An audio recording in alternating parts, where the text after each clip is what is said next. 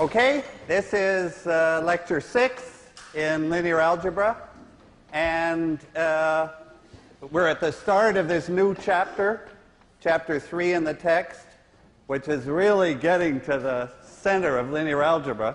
And I had time to make a first start on it at the end of lecture 5, but now lecture 6 is officially the lecture on vector spaces and subspaces, and then especially there are two subspaces that we're especially interested in.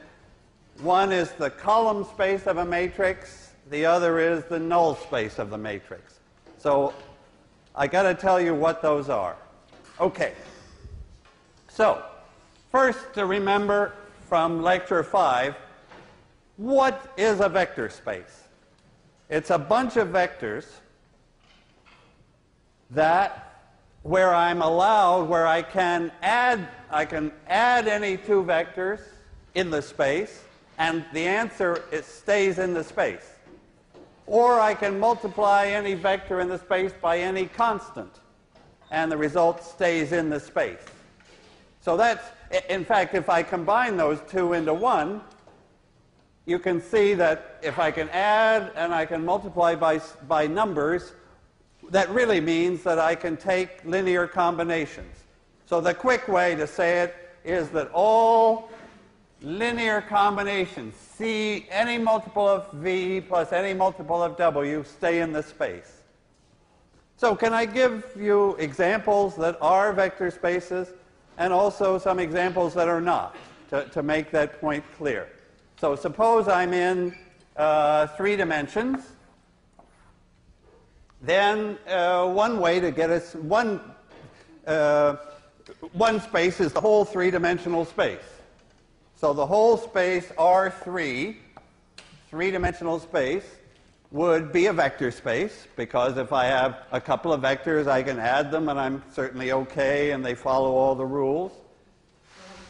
So R3 is easy. Now, I'm interested also in subspaces. So there's this key word, subspaces.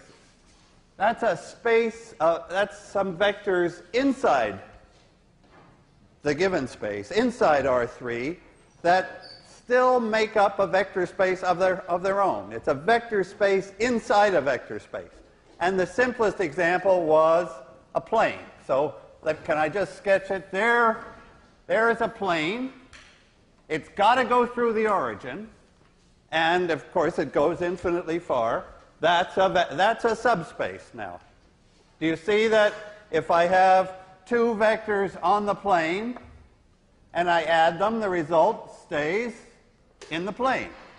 If I take a vector in the plane and I multiply by -2, I'm still in the plane.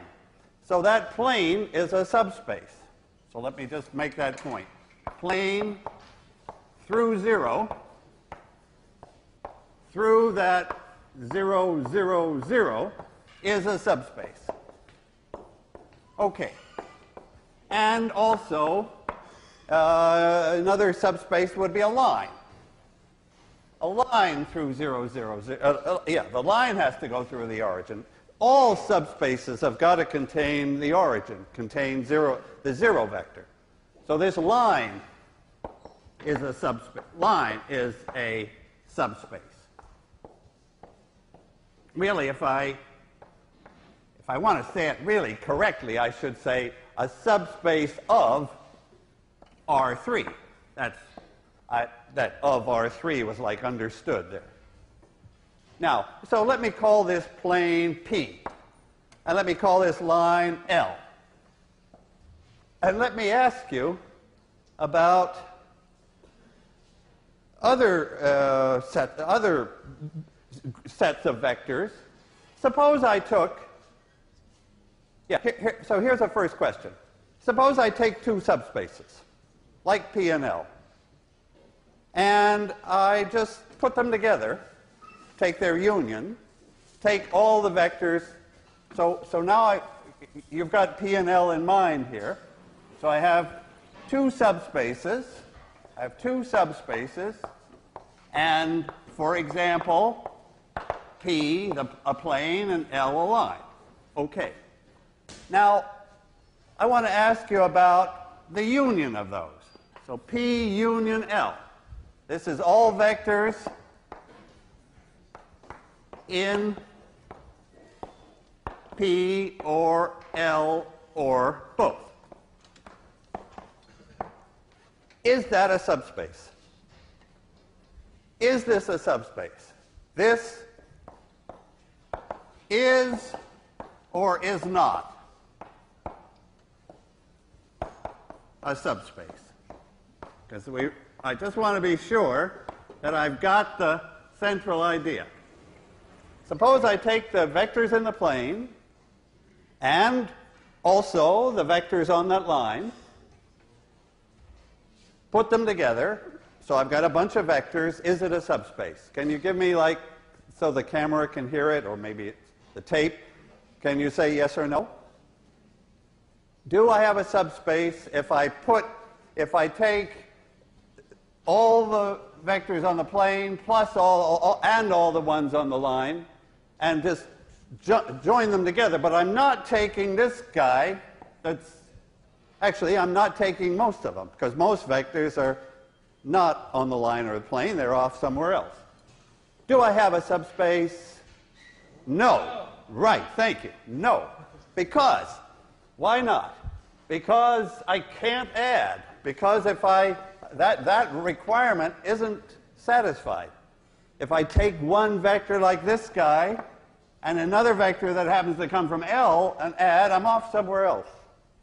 You see that I've gone outside the union.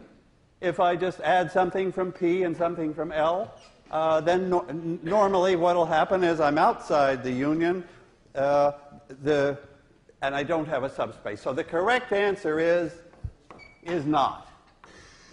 Okay, now let me ask you about the other thing we do is take the intersection. So what does intersection mean? Intersection means all vectors that are in both P and L. Is this a subspace? Yeah, so I guess I want to go back up to the same question. This is or is not a subspace. And you can answer the question first for this particular example, this picture I drew. What is P intersect L for this case? It's only 0. At least, sort of, this was the artist's idea as he drew it, that line L was not in the plane and went off somewhere else, and then the only point that was in common was the 0 vector. Is the 0 vector by itself a subspace? Yes, absolutely. And what about if I don't have this plane and this line, but any subspace and any other subspace? So now can I ask that question for any two subspaces? So maybe I'll write it up here. If I'm strong enough. Okay, so this is the general question. I have subspaces, say S and T. And I want to ask you about their intersection, S intersect T, and it is a subspace. Do you see why? Do you see why? If I take the vectors that are in both of the subspaces, so that's like a smaller set of vectors probably, because we've added requirements. It has to be in S and in T. How do I know that's a subspace? Can we just think through that abstract stuff and then I get to the examples? Okay. So why? Suppose I take a couple of vectors that are in the intersection. Why is the sum also in the intersection? Okay, so let me give a name to these vectors. Say V and W. They're in the intersection, so that means they're both in S. Also means they're both in T. So what can I say about V plus W? Is it in S? Yes, right? If I take two vectors V and W that are both in S, then the sum is in S because S was a subspace. And if they're both in T and I add them, then the result is also in T because T was a subspace. So the result, V plus W, is in the intersection. It's in both, and requirement 1 is satisfied. Requirement 2 is the same. If I take a vector that's in both, I multiply by 7. 7 times that vector is in S because the vector was in S. 7 times that vector is in T because the original one was in T. So 7 times that vector is in the intersection. In other words, when you take the intersection of two subspaces, you get probably a smaller subspace, but it is a subspace. Okay. So that's like sort of just emphasizing what these two requirements mean. Again, let me circle those because those are so important. The sum and the scalar multiplication, which combines into linear combinations. That's what you have to do inside the subspace. Okay, on to the column space. Okay, so my lecture last time started that, and I want to continue it. Okay, column space of a matrix of A. Okay, can I take an example? Say 1, 2, 3, 4. 1, 1, 1, 1. 2, 3, 4, 5. Okay. That's my matrix A. So it's got columns.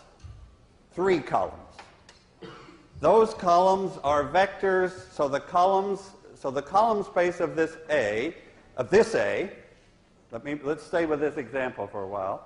The column space of this matrix is a subspace of R what? So what space are we in if I'm looking at the columns of this matrix? R4, right? These are vectors in R4. They're 4-dimensional vectors. So it's this column space of A is a subspace of R4 here, because A is a 4 by 3 matrix. This tells me how many rows there are, how many components in a column, and so we're in R4. Okay, now what's in that subspace?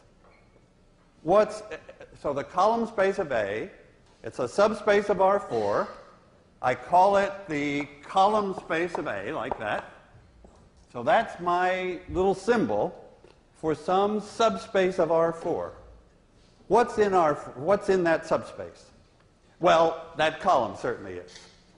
1, 2, 3, 4. This column is in, this column is in, and what else?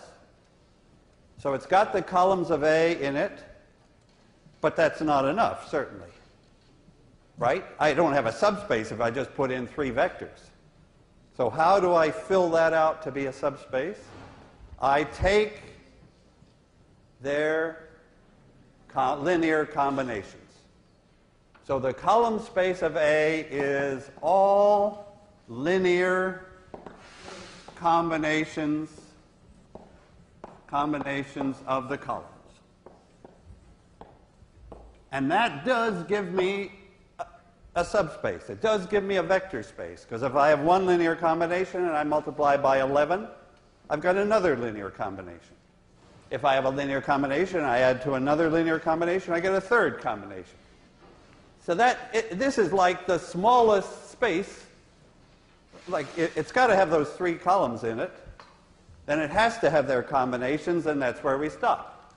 Okay. Now, I'm going to be interested in that space. So like get some idea of what's in that space. How big is that space? Is that space the whole 4-dimensional space? Or is it a subspace inside? Can you, let me just see if you can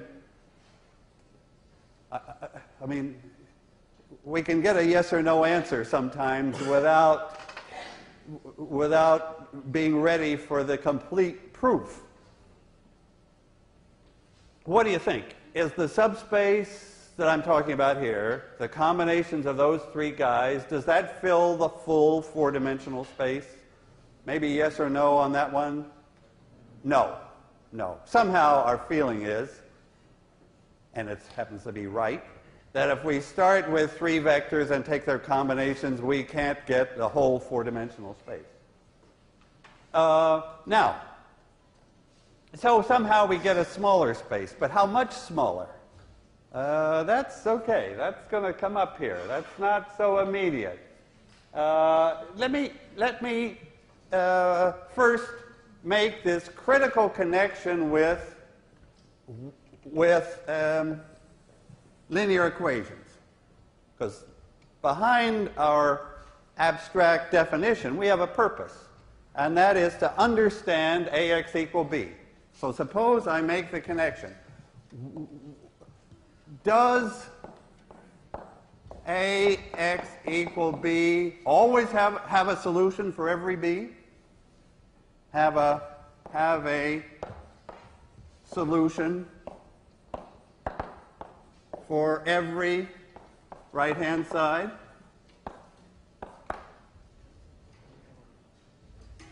I guess that's going to be a yes or no question. And then I'm going to ask which right-hand sides are okay. That's really the question I'm after, is which right-hand sides B do make up. You can see from the way I'm speaking what's the answer to this question as it is. The answer is no. AX equal B does not have a solution for every B. Why do I say no? Because AX equal B is, it's really, this is four equations and only three unknowns. Right? X is, let me write out that what the whole thing looks like. Yeah. Let me write out AX equal B. AX is, these columns are 1, 2, 3, 4, 1, 1, 1, 1, and 2, 3, 4, 5. Then X, of course, has three components, X1, X2, X3. And I'm trying to hit the right-hand side, B1, B2, B3, and B4. So my first point is I can't always do it. In a way, that just says again what you told me 5 minutes ago, that the combinations of these columns don't fill the whole four-dimensional space. There's going to be some vectors B, a lot of vectors B, that are not combinations of these three columns. Because the combinations of those columns are like going to be just a little plane or something inside R4. Now, and you see that I do have four equations and only three unknowns. So, like anybody is going to say, no, you dope, you can't usually solve four equations with only three unknowns. But now I want to say, sometimes you can. For some right-hand sides, I can solve this. So that's the bunch of right-hand sides that I'm interested in right now. Which right-hand sides allow me to solve this? This is the question for today. It's going to have like a nice, clear answer. So my question is, which vectors B allow this system to be solved? And I want to ask you, so that's like, gets two question marks to indicate this is the important question. Okay, first, before we give a total answer, give me just a partial answer. Tell me one right-hand side that I know I can solve this thing for. So, all zeros. Okay, that's the, guaranteed. If b's were all 0, then I know I can solve it. Let the x's all be 0, no problem. Okay, so that's always okay. Ax equals 0, I can always solve. Now, tell me another right-hand side. Just a specific set of numbers for which I can solve these 4 equations with only 3 unknowns. But if you give me a good right-hand side, I can do it. So tell me one. 1, 2, 3, 4. Can I solve? Is that a good right-hand side? Can you solve? Can you find a solution that x1 plus x2 plus 2x3 is 1, 2x1 plus x2 plus 3x3 is 2, and 2 more equations? So I'm asking you to solve in your head within 5 seconds 4 equations in 3 unknowns, but you can do it because the right-hand side is like showing up here. It's one of the columns. So tell me what's the x that does solve it. 1, 0, 0. 1, 0, 0 solves it. Because, well, you can multiply this out by rows, but, oh, God, it's much nicer to say, okay, this is 1 of this column, 0 of this, 0 of this. So it's 1 of that column, which is exactly what we wanted. Okay. So there is a b that's okay. Now tell me another b that's okay, another right-hand side that would be all right. Well, all ones? Actually, and then what's the solution in that case? 0, 1, 0, thanks. And in fact, it's much like one way to do it is think of a solution first, right? And then just see what b turns out to be. What b turns out to be, right. Okay.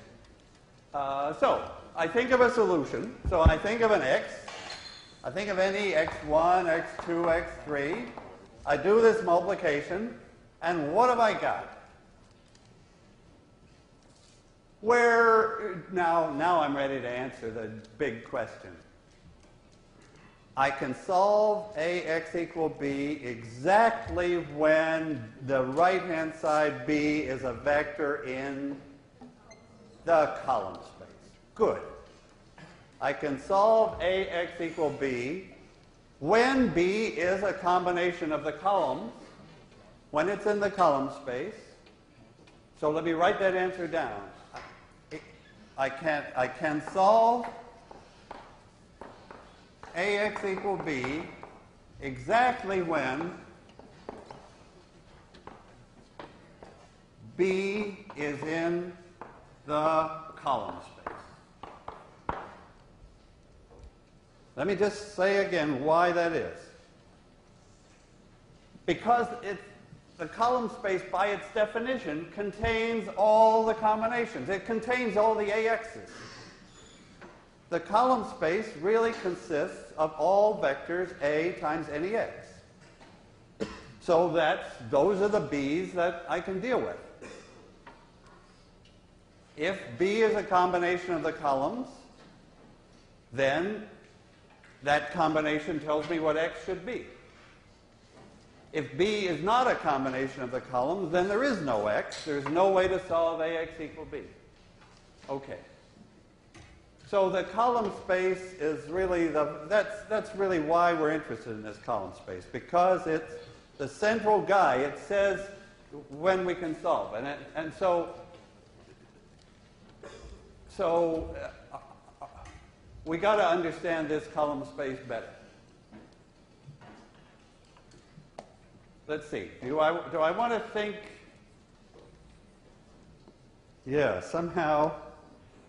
Oh, well, let's just, as long as we've got it here, what do I get for this particular example? If I take combinations of this and this and this,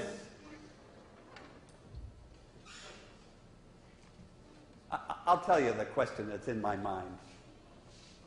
It's not even proper to use this word yet, but you'll know what it means. Are those three columns independent? If I take the combinations of the three columns, does each column contribute something new? Or not? So that if I take the combinations of those three columns, do I get some three-dimensional subspace? Do I have three vectors that are independent, whatever that means? Or is one of those columns contributing nothing new, so that actually only two of the columns would have given the same column space? Yeah, that's a good way to ask the question. Finally, I think of it. Can I throw away any columns and have the same column space? Yep. Yes. And which one do you suggest I throw away? 3. Well, 3 is the natural guy to target. So if and why? Because what's so bad about 3 here? Column 3. It's the sum of these, right? So it's not, if I have combinations of these two and I put in this one, actually, I don't get anything more. So later on, I will call these pivot columns. And the third guy will not be a pivot column in this, with those numbers. Now, actually, but honesty makes me ask you this question. Could I have thrown away column 1? Yes, I could. I could. So when I say pivot columns, my convention is, okay, I'll keep the first ones as long as they're not dependent. So I keep this guy, he's fine, he's a line. I keep the second guy, it's in a second direction. But the third one, which is in the same plane as the first two, gives me nothing new, it's dependent in the language that we will use, and I don't need it. Okay. So I would describe the column space of this matrix as a two-dimensional subspace of R4. A two-dimensional subspace of R4. Okay. So you're seeing how these vector spaces work, and you're seeing that some idea of dependence or independence is in our future. Okay. Now I want to speak about another vector space, the null space. So again, I'm getting a little ahead because it's in section 3.2, but that's okay. All right, now so I'm ready for the null space. Let me keep the same matrix. And this is going to be a totally different subspace. Totally different. Okay. Now, so let me make space for it. Now, here comes a completely different subspace. The null space.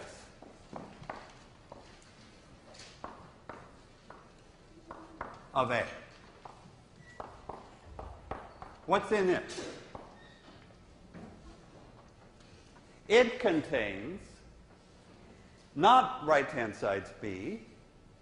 It contains x's. It contains all x's that solve this word null. It's going to, that's the key word here, meaning 0. So this is all solutions x, and of course x's are vectors x1, x2, and x3, to the equation ax equals 0. Well, 4 equations. Because so you see what I'm doing? I'm now saying, okay, columns were great. The column space we understood. Now I'm interested in x's. The only b I'm interested in now is the b of all zeros. The right-hand side is now 0. and I'm interested in solutions. X's. So where is this null space for this example? These X's have 3 components. So the null space is a subspace. We still have to show it is a subspace of R3. So this is, and we will show. So these vectors X, this is in R3,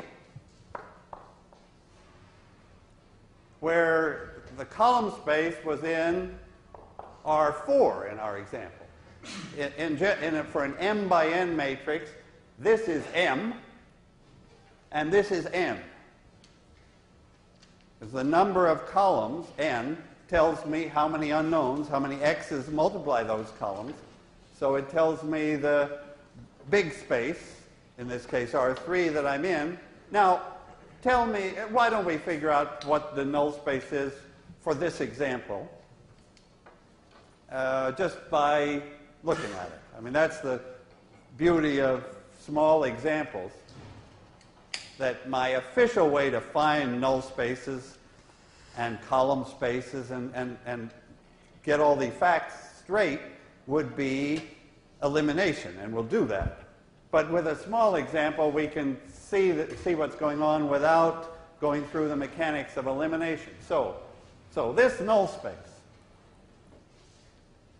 So I'm talking about, again, the null space. And let me copy again the matrix. 1, 2, 3, 4, 1, 1, 1, 1, and 2, 3, 4, 5. What's in the null space? So I'm taking A times X. So let me write it again. And I want you to solve those 4 equations. In fact, I want you to find all solutions to those 4 equations. Well, actually, first of all, find one. Why should I ask you for all of them? Tell me one solution that you don't even have to look at the matrix to know one solution to this set of equations. It is 0 vector. Whatever that matrix is, its null space contains 0. Because A times the 0 vector sure gives the 0 right-hand side. So the null space certainly contains 0. So it's got a chance to be a vector space now, and it will turn out it is. Okay, tell me another solution. So this particular null space, and of course I'm going to call it n of A for null space, this contains, well, we've already located the 0 vector, and now you're going to tell me another vector that's in the null space, another solution, another x. You see what I'm asking you for is a combination of those columns. That's what I'm always looking at, combinations of columns, but now I'm looking at the x, the weights, the coefficients in the combination. So tell me a good set of numbers to put in there. 1, 1, 1, 1 minus 1. Thanks. 1, 1 minus 1. So there's a vector that's in it. Okay, but have I got a subspace at this point? Certainly not, right? I got just a couple of vectors. No way they make a subspace. Tell me, actually, why don't I jump the whole way now? Tell me one more solution. One more x that would work. 2, 2, negative 2. Oh, well, tell me all of them. That would have been easier.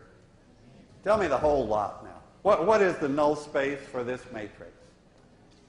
It's all vectors of the form. So what could this be? It could be 1, 1 minus 1. It could be any number c, any number, the same number again, and minus c. In other words, actually, any multiple of this guy. Oh, that's the perfect description, because now The 0 vector is automatically included because C could be 0. The vector I had is included because C could be 1, but now any vector. And that's actually it. And do I have a subspace? And what does it look like? It's in. So how would you describe this? The null space. All these vectors of this form, C, C minus C, like 7, 7, minus 7. Minus 11, minus 11, plus 11. What have I got here? Describe that whole null space. If I drew it, what do I draw? A line, right? The null space is a line. It's the line through, it's in R3, and the vector 1, 1, negative 1 maybe goes down here. I don't know where it goes, down here. There's the vector 1, 1, negative 1 that you gave me. And where is the vector C, C, negative C? It's on this line. Of course, there's 0, 0, 0 that we had. And what we've got is that whole line going both ways through the origin. The null space is a line in R3. Okay. For that example, we could find all the combinations of the columns that gave 0 at sight. Now, can I just take one more time to go back to the definition of subspace, vector space, and ask you how do I know that the null space is a vector space? How am I entitled to use this word space? I'll never use that word space without meaning that the two requirements are satisfied. Can we just check that they are? So I want to check that, can I just continue here? Check that the solutions to AX equals 0 always give a subspace. And, of course, the key word is that, space. So what do I have to check? I have to show that if I have one solution, call it X, and another solution, call it X star, that their sum is also a solution, right? That's a requirement. To use that word space, I have to convince myself that if AX is 0, and also an AX star is 0, or maybe I should have said if AV is 0 and AW is 0, then what about V plus W? Let me use those letters.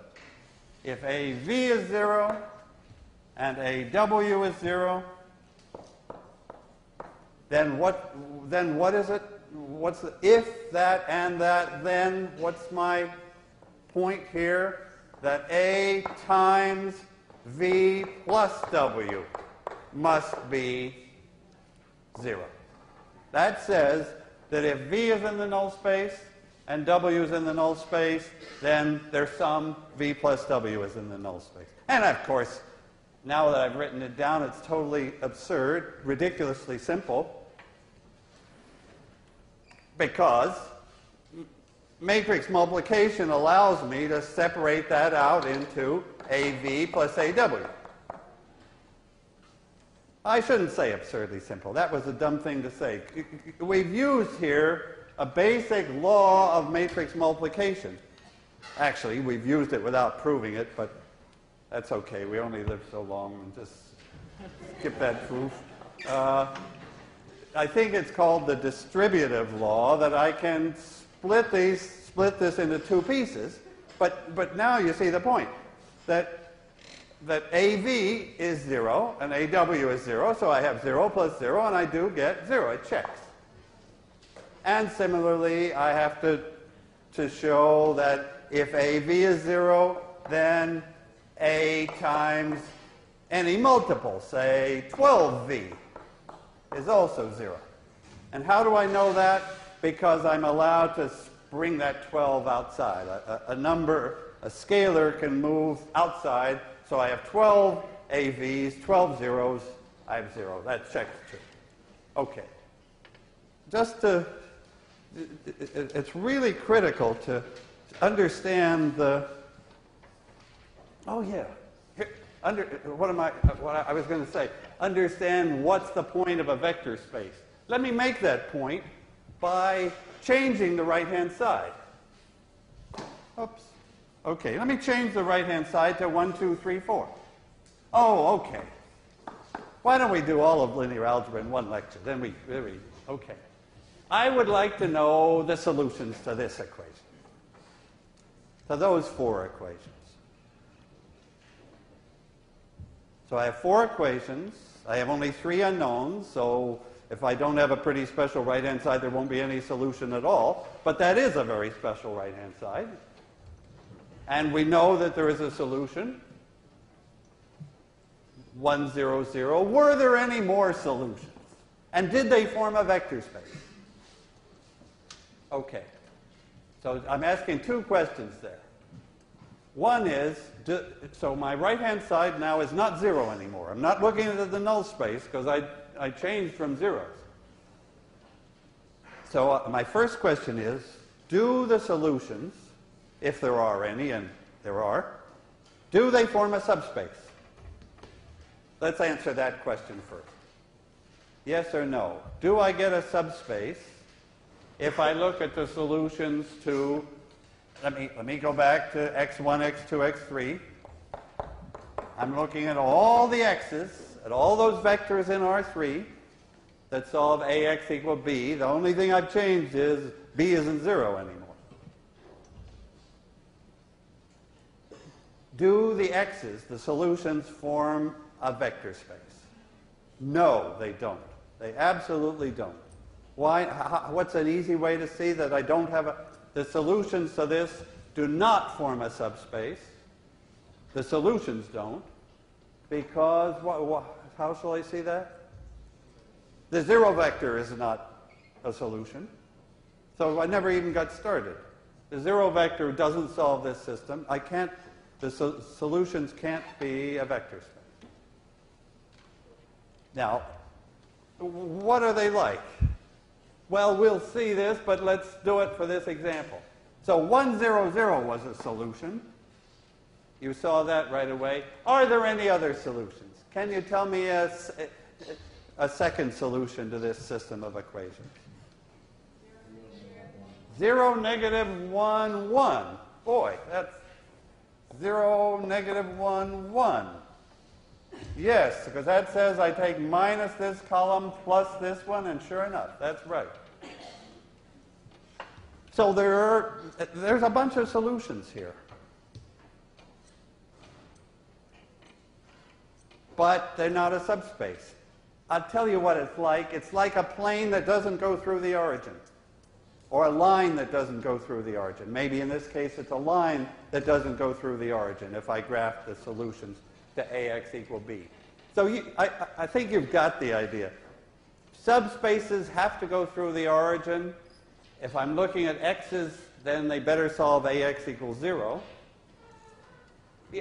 In a way, I've got my 2 subspaces that I'm talking about today are kind of the 2 ways I can tell you what about a subspace. If I want to tell you about the column space, I tell you a few columns and I say, take their combinations. Like I build up this subspace. I put in a few vectors, their combinations make a subspace. Now, when I went to, let me come back to the one that is a subspace here.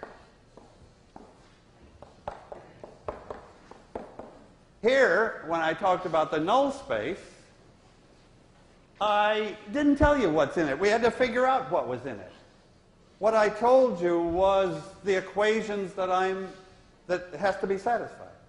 You see, those are the 2 natural ways to tell you what's in a subspace. I can either give you a few vectors and say, fill it out, take combinations. Or I can give you a system of equations, the requirements that the x's have to satisfy. And both of those ways produce subspaces, and they're the important ways to construct subspaces. Okay, so today's lecture actually got the essentials of 3.2, the idea of the null space. Now we have to tackle, Wednesday, the job of how do we actually get hold of that subspace in an example that's bigger and we can't see it just by eye. Okay, see you Wednesday. Thanks.